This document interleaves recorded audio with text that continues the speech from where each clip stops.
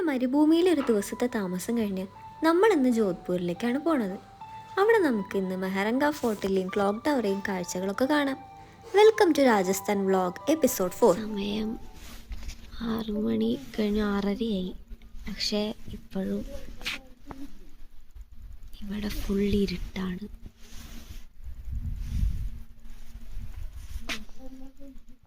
Hello, good morning. ഇപ്പോൾ നമ്മൾ ഇന്ന് രാവിലെ ഇവിടുന്ന് ചെക്കൗട്ട് ചെയ്യാണ്. നല്ല തണുപ്പുണ്ട്, കുളിക്കാൻ ഹോട്ട് വാട്ടർ ഉണ്ട് കേട്ടോ. നമ്മൾ ഇന്ന് ബ്രേക്ക്ഫാസ്റ്റ് കഴിക്കാൻ പോവാണ്. എന്താ ബ്രേക്ക്ഫാസ്റ്റ് എന്ന് അവിടെ പോയി നോക്കാം. ആദ്യം കൂട് തുറക്കട്ടെ. അയ്യോ, കൂട് കിട്ടുന്നില്ലല്ലോ.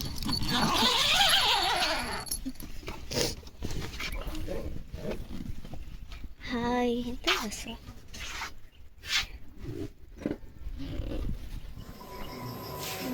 പോഹണ്ട് ഇന്നും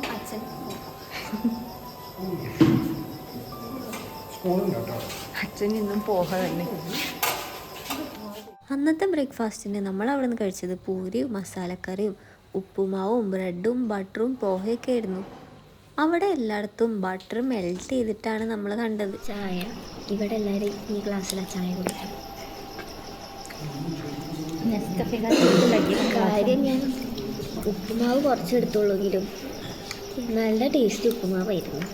ഇനിയിപ്പോൾ ഇത് കഴിച്ച ഉപ്പുമാവ് കഴിക്കാനുള്ള സ്ഥലമൊക്കെയാ. നല്ല ഉപ്പുമാവ്, നമ്മുടെ ഉപ്പുമാവ് പോലെ അല്ല, എന്തോ നെയ്യൊക്കെ ഇട്ടിട്ടുള്ള നല്ല ടേസ്റ്റുള്ള ഉപ്പുമാവ്. അപ്പോൾ നമ്മൾ ഇവിടുന്ന് ഇറങ്ങുകയാണ്. ക്രിസ്മസ് ആയതുകൊണ്ട് നമ്മുടെ ഏതെങ്കിലും ചാനൽ വെക്കണ്ടേ. ഏഷ്യാനെറ്റ് ന്യൂസ് അവിടെ വെച്ചിട്ടുണ്ട്. നമുക്കിന്ന് രാവിലെ ബ്രേക്ക്ഫാസ്റ്റ് നല്ലതായിരുന്നു. ഫുഡൊക്കെ ഇവിടുത്തെ അടിപൊളിയാണ്. അപ്പോൾ അവിടെ ഒരു കുട്ടി ഉണ്ടായിരുന്നു. അപ്പോൾ എല്ലാ ദിവസവും കഴിഞ്ഞ ദിവസം അവനെ കണ്ടു. അപ്പോൾ സ്കൂളിൽ പോകണില്ലേ ചോദിച്ചപ്പോൾ സ്കൂളിൽ പോകണില്ല, അച്ഛൻ എന്തൊക്കെയോ അസുഖങ്ങളൊക്കെ ഉണ്ട്, അതുകൊണ്ട് സ്കൂളിൽ പോവാതെ ഇവിടെ ഒരു സഹായത്തിനൊക്കെ നിൽക്കുകയാണെന്നാണ് പറഞ്ഞത്. അങ്ങനെ ഇവിടുത്തെ ഗ്രാമപ്രദേശത്ത് ഇങ്ങനെ കുറേ കുട്ടികളുണ്ട് തോന്നുന്നു. ഇങ്ങനെ ഒരുപാട് സ്ഥലത്ത് ഇങ്ങനെ കുട്ടികളിങ്ങനെ നിൽക്കണം കാണാം.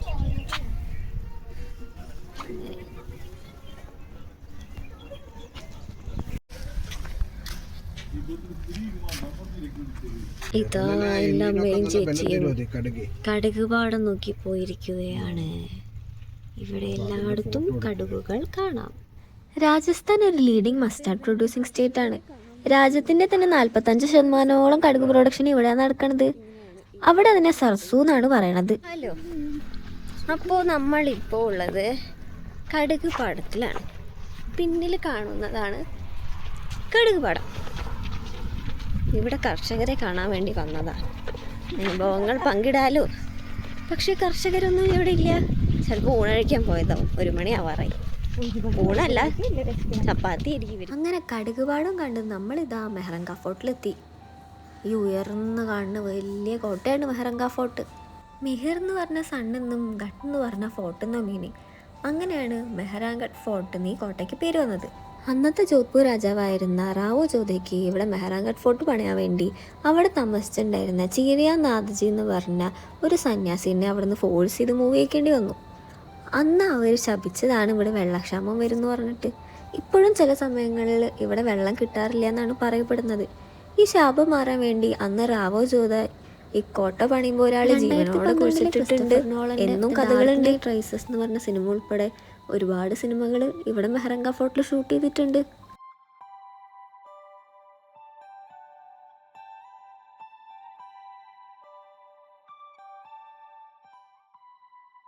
ഇതാണ് കണ്ണാടികൾ കൊണ്ടുള്ള ശീഷ് മഹൽ. കോട്ടയ്ക്കകത്ത് രാജാക്കന്മാരുടെ മുറികളൊക്കെ വൻ ആഡംബര ലുക്കിലാണ് നിർമ്മിച്ചിരിക്കുന്നത്. ബെൽജിയത്തിൽ നിന്നും മറ്റു വിദേശ രാജ്യങ്ങളിൽ നിന്നും കൊണ്ടുവന്നിട്ടുള്ള കല്ലുകളും മെറ്റീരിയൽസും ഒക്കെ ഉപയോഗിച്ചിട്ടാണ് ഇത്ര അന്നത്തെ കാലത്ത് നിർമ്മിച്ചത്.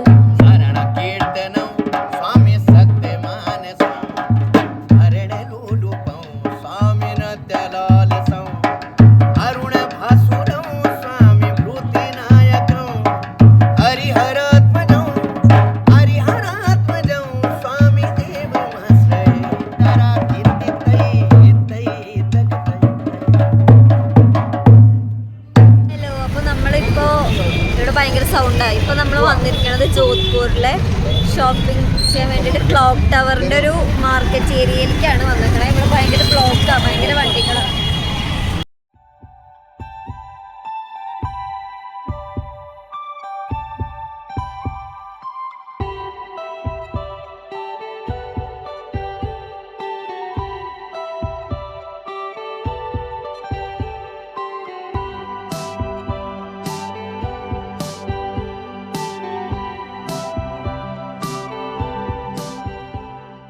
നമ്മുടെ നാട്ടിൽ നിന്ന് നമ്മൾ രാജസ്ഥാനിൽ വന്ന് ജോധ്പൂർ വരെ വന്ന് നമ്മൾ ഇഞ്ചി വാങ്ങിച്ചു കൊണ്ടുപോവുകയാണ്. ഇവിടുത്തെ ഇഞ്ചിയൊക്കെ കണ്ടോ നോക്കിയേ, പച്ചമുളക് കണ്ടോ. ഈ സ്ട്രീറ്റ് അടിപൊളിയാ, ഒരുപാടുണ്ട് ഇവിടെ. ഇങ്ങനെ 4 സൈഡിലേക്ക് നടക്കാനുള്ളതുണ്ട്. ഇവിടുത്തെ പച്ചക്കറികളൊക്കെ നല്ല ഫ്രഷ് ആട്ടോ. ഒരുപാട് പച്ചക്കറികളുണ്ട് കണ്ടോ. കടകൾ ഇഷ്ടം പോലെ ഉണ്ട്. ഇല്ലാത്ത കടകൾ തീർന്നില്ല കേട്ടോ. ഇത് വേറൊരു വഴിയിലൂടെ വന്നപ്പോൾ ഇവിടെയും വേറെ കുറേ കടകളുണ്ട്. ഒരു ഓറഞ്ച് വണ്ടി പോകുന്നുണ്ട് അവിടെ. കുറച്ചും കൂടി മുമ്പോട്ട് പോയി നോക്കാം. ഇത് നമുക്ക് വലിയൊരു ക്ലാസ്സിൽ കിട്ടും ഇവിടെ. നമ്മളവിടെ ചെറിയ ക്ലാസ്സിലല്ലേ കിട്ടുക. തിരിച്ചു വരുമ്പോൾ ട്രാഫിക് ബ്ലോക്ക് ആവുന്നുള്ള കാരണം കൊണ്ട് മുകേഷ് ഭായി നമ്മളിവിടെ ഇറക്കാൻ പറ്റില്ല എന്നാണ് പറഞ്ഞത്. നമ്മളും പറഞ്ഞു ട്രാഫിക്കോ, എന്ത് ട്രാഫിക്ക്, നമ്മളും കുറേ ട്രാഫിക്ക് കണ്ടതാ. പക്ഷേ പിന്നല്ലേ മനസ്സിലായത് നമ്മൾ കണ്ട ട്രാഫിക്കൊന്നും ട്രാഫിക്കല്ലായിരുന്നു. ഇവിടെ മനുഷ്യരെക്കാട്ടിലും അധികം വണ്ടികളാന്നേ. ഇടയ്ക്ക് ഞങ്ങൾ റൂമിലിരിക്കുമ്പോൾ ഞാൻ ഈ സ്വെറ്ററും ജാക്കറ്റ് ഇട്ടിരിക്കുന്നത് എന്തിനാന്ന് വിചാരിക്കില്ല. കാരണം ഇവിടെ തണുപ്പാണ്. തണുപ്പെന്ന് പറയാൻ ഇവിടെയുള്ള തണുപ്പല്ല, ഇവിടെ ഉണ്ടാക്കിയ തണുപ്പാണ്. ഈ AC ഓഫായിരുന്നു. ആളെ വിളിച്ച് ഓണാക്കിയിട്ട് AC ഇട്ടിരിക്കുകയാണ് ഇപ്പോൾ. അതിൻ്റെ കൂടെ ഫാൻ ഞാൻ പറഞ്ഞ് ഓഫാക്കിച്ചു. ഞാൻ മാത്രം ഇതൊക്കെ ഇട്ടിരിക്കുക. ഇവർക്കൊന്നും തണുക്കണമൊന്നുമില്ലാത്രേ. എന്താലേ ചെയ്യുക. അന്ന് നമ്മൾ കഴിച്ചത് ചപ്പാത്തിയും ദാലും ഫ്രൈഡ് റൈസും പനീറും ആയിരുന്നു. നല്ല എരിവുണ്ട്. നമുക്ക് ഒരു മിഠായി കഴിക്കാം. ജോധ്പൂരിലെ ആ ഒരു ദിവസവും കഴിഞ്ഞു. നാളെ നമ്മൾ ഉദയ്പൂരിലേക്കാണ് പോകുന്നത്. അവിടുത്തെ കാഴ്ചകൾ നമുക്ക് അടുത്ത വീഡിയോയിൽ കാണാം. അപ്പം എന്നാൽ ശരി, ബൈ.